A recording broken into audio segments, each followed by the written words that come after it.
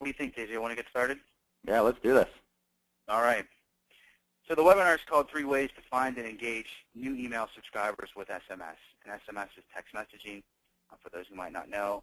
And this webinar is really about these two technologies and how they come together to grow a database, to use databases. And we're going to go through this in a step-by-step fashion so you see what we mean by come together and work together. So we're your hosts. I'm Justin Mastrangelo. I'm the founder of JA Interactive and the JA Text message marketing system. I'm the SMS guy on the line. And DJ, who I refer to, he's the email guy. He's the founder and CEO of Waldo Social. He is one of the most knowledgeable email marketing guys I've ever met. So he's here to play that role. All right. Well, thanks for that introduction too, Justin. It's good to be here, and I'm really excited to see the number of people that are interested in this topic about SMS and email. I think it's one of those things that just is underappreciated for some reason. I feel like SMS gets second, third, fourth place to the sexy social media, and then even a backseat to email. And what we're hoping to share with you today is how you can do all this stuff, how you can integrate the two channels, and really why SMS is so important. So Justin's going to be handling that front end of the presentation, and then I'm going to be picking up the end and talking about some of these other things. Yeah, so I'm going to go through 3 different sections here at the beginning, but in this 31 or maybe 32 minutes, we plan to cover these areas. We're going to talk about how this works. How do you capture email addresses from SMS? Where does it work? Where should you do it? Why would someone do it? So motivating your audience to participate in a campaign like this. And then DJ is going to talk about the welcome email, targeting new subscribers with your email messages, converting those email subscribers into customers, and then we're going to wrap it all up with some stuff at the end that might be a little different than you've heard before.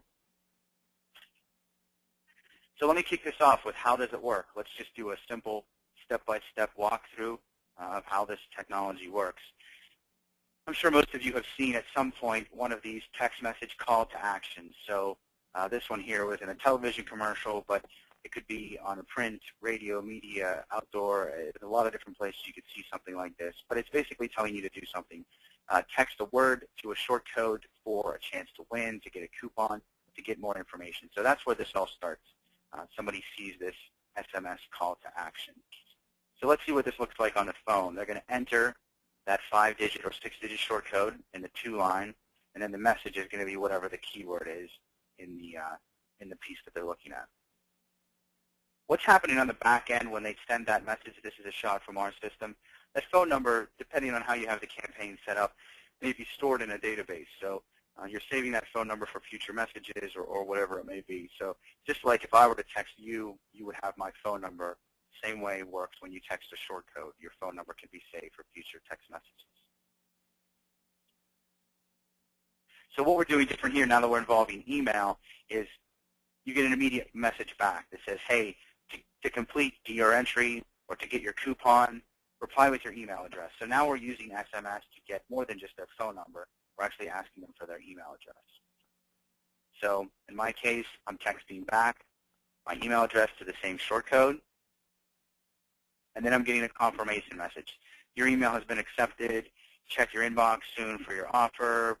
Visit this mobile web page to learn more, whatever it might be. So they're getting a confirmation that you sent it over, we got it, it's good.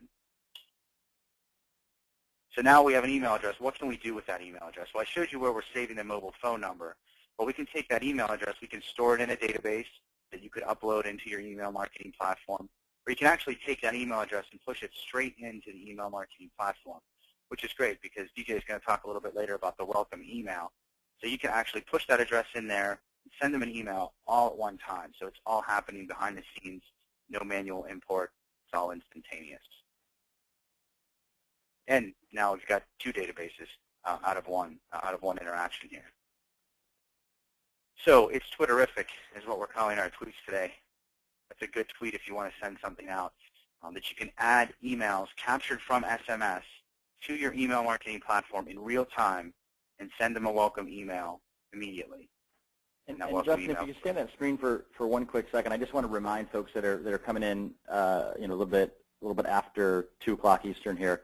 There is a hashtag down at the bottom, SMS email, And I'm kind of monitoring Twitter on the side here too. If you have questions, you can ask them there. You can certainly ask them in the chat. But we want to make sure, just like any webinar, I mean, this is for you. The idea is to make sure we're getting all your questions answered. I know a lot of you submitted questions earlier upon registration. We're going to try to cover those at the end too. But don't hesitate to ask those questions on Twitter or in the chat. And if they're relevant on that slide, we'll do our best to cover them immediately. Awesome. All right, so where does this work, this back and forth with the phone? Where's a good idea, a good place to do something like this? One of the big ones that we do a lot of right now is at events. A lot of nonprofits, but corporations, businesses as well. Instead of having, and you see I have a little icon over there, the clipboard with the Ghostbusters sign over it. Instead of having a clipboard in the back of the room and making people wait in line to fill out the clipboard and try to find a pen, just throw up a call to action like this. If you believe in this cause, text support to the 5-digit number, ask them for their email address, and build a database that way. And then, of course, you can use that email address to ask them more questions later. But everybody sitting in the audience, they've got their phone, have them pull it out, have them send a text message, and grow the database that way. Radio is another good place for this. We have a lot of clients who use radio ads, and it might say something like, for your chance to win, text, giveaway, or whatever the word is. And then they get a response back, a text message back that says to complete your entry, reply with your email address, and that's how they build their database using something very traditional like radio. Justin, I think it's pretty cool just to note here that you were able to get a picture of your boombox and put it on there. I didn't know that you still had that in mint condition like that. That's really a nice one too. I like it. I did, yeah. I wanted to make sure I found, and that was the most boomboxy boombox I could find. I love it. I'm just picturing a guy right now holding on his shoulder walking around town. I miss those days. Throwing down the cardboard, a little bit of break. Exactly. Good stuff. All right, so TV is another one. This is a Macy's ad I saw on TV recently. Call to action, text a keyword, ask for their email address. Email them a coupon right away. Here's 20% off your next visit to Macy's. Print, newspaper, magazines. For more information, it can be tough to give them more information sometimes via text message, so that's where you can bring in email. So it replies, hey, to have a video of the new Ford Escape sent to your email address, or to have a brochure sent to your email, reply with your email. So you can use text message, you can start the conversation, and you can finish it with email. It's DJ's favorite, I believe. Oh, yeah, this is the old Southwest napkin. I actually took this picture probably 4 years ago now on a Southwest flight, and you can actually see the crumpled nature of that napkin as I probably had a cocktail on there. But, I mean, to me, this is another classic example. Now, a lot of people have argued this, well, how can I sign up online or how can I text while I'm in flight? Certainly a valid point, but, you have that napkin. You can do it before or after. But I just think it was kind of a neat way. It's a neat way to get people to sign up. I just want to touch on one thing you just said, though, Justin, that's really important. There's a lot of different ways to use SMS to engage with people. And, a lot of this presentation is talking about how to do it to grow your email list, too. And I think what's important to note is that, like you said in the last slide, it's sometimes hard to communicate a lot back and forth with text, at least from a marketing standpoint. There's certainly things that you can do. But the idea here is to get somebody to use text to get somebody's email address, so then you can have a much deeper communication channel, and obviously not limited to 160 or 140 characters or whatever it is. Right. Right. A good call to action wouldn't be send us an email, but texting in is a much easier call to action for the audience. So, yeah, absolutely. In store, so foot traffic is another great area. If you've got people walking around your store or your entertainment complex, your facility, whatever you have, putting up signs, especially in places where they're waiting in line, having them join, great way to do it. And I believe Bed Bath & Beyond, I believe they do this via email. So you reply to this and you get the coupon, the 20% off via email. It's pretty cool. It's one you found, DJ. Store windows, if you get foot traffic outside your store, great way. Yeah, I mean, this is a place in Blooming Sales, the place in Salt Lake City where I used to live, and same idea. I mean, you're standing right in front of the window. It's just you're right there window shopping, literally. And you can easily text to join the email list. All right, so wrapping it up, 3 big opportunities. that you need to think about when you think about capturing email addresses via text messaging: events, traditional media, and foot traffic. I mean, those are the big ones. So if you have one of those three, you've got a really good opportunity to start to grow your list this way. We'll make that our Twitterific if you're looking to tweet something out. All right. So another question I get a lot is, why would anyone do this? Why would they bother to take out their phone and send this text message? And it really comes down to the incentive. So I found this this bored baby who doesn't look motivated to do much right now. And that's sometimes the way the audience is. I mean, you have to remember they're busy, they're doing other things, and you really need to give them some reason to do this, as you would with other different, if you want to fill out a clipboard, you got to give them a reason. So you always have to give them an incentive, and it's just as important with text messaging. So 4 biggest incentives that we see with SMS: a giveaway. So you're texting in to win something either on the spot at the end of the event, or you're texting in to win something for a drawing at the end of the month.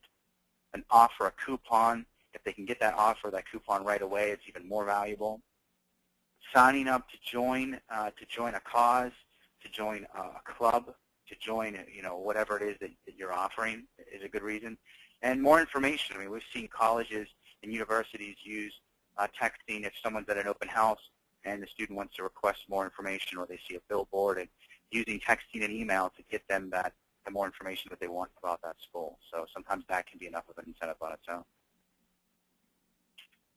One thing I will warn here, if it's a piece of advice, if you're thinking about doing a giveaway, avoid the iPad giveaway, I call it. So everybody wants an iPad, and everyone will enter a contest where you can win an iPad, but that doesn't necessarily help you as a marketer. Try to make the giveaway your product or something related to your product, so you're not just getting a bunch of people who want to win a free iPad. You're actually getting people who are interested in your business or service. So it's better to have a small database who's actually interested than in some big giant database of people who are just trying to get free stuff. It's one we've seen a lot. So the promotion of the incentive is really important. So you've got to have an incentive and you've got to promote it. And I've got the megaphone here because you've got to make sure that you're in their face with it. I mean, it's funny how a little ad in a magazine that's trying to do 6 different things